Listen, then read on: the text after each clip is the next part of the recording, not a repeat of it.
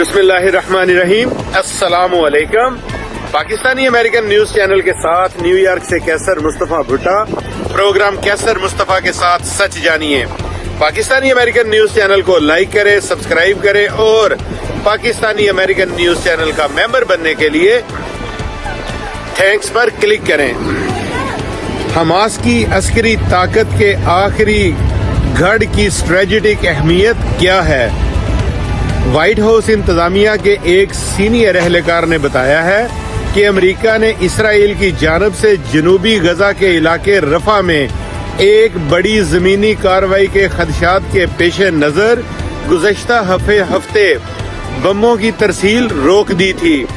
इस एहलकार ने नाम ना ज़ाहिर किए जाने की शर्त पर अमेरिका में BBC के मीडिया पार्टनर CBS न्यूज को बताया कि बमों की इस खेप में 2000 पाउंड 970 किलोग्राम के 1800 और 500 पाउंड वजनी 1700 बम शामिल थे।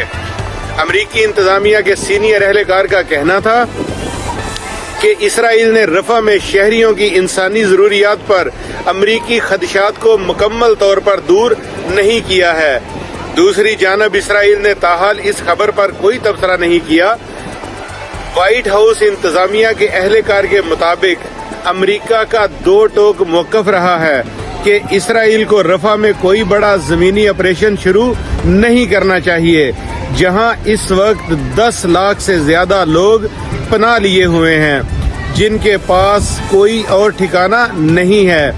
वाज़ेह रहे कि रफा गजा की पट्टी से बाहर निकलने का वाहिद रास्ता है, जहां इसराइल और हमास के दरमियान जंग के आगाज से ही लोग पनाह लेने पहुंचना शुरू हो गए थे।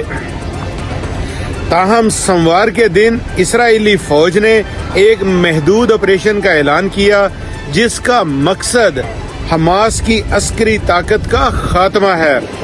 अमेरिकी एहलकार के मुताबिक इसराइल और अमेरिकी इंतजामिया के दरमियान बातचीत में जब वाज़ेह हुआ कि इसराइल रहनुमा रफा ऑपरेशन पर फैसले के करीब पहुंच चुके हैं, तो हमने मखसूस हथियारों की मुंतली की तजावीज पर असरनौ गौर किया, जिनको रफा में इस्तेमाल किया जा सकता है। ये काम अप्रैल में शुरू किया गया। एहलकार के मुताबिक अमेरिका ने गुज़श्ता हफ्ते असले की एक खेप रोकी, जो 2000 पाउंड वजनी 1800 बमों और 500 पाउंड वजनी 1700 बमों पर मुश्तमिल थी।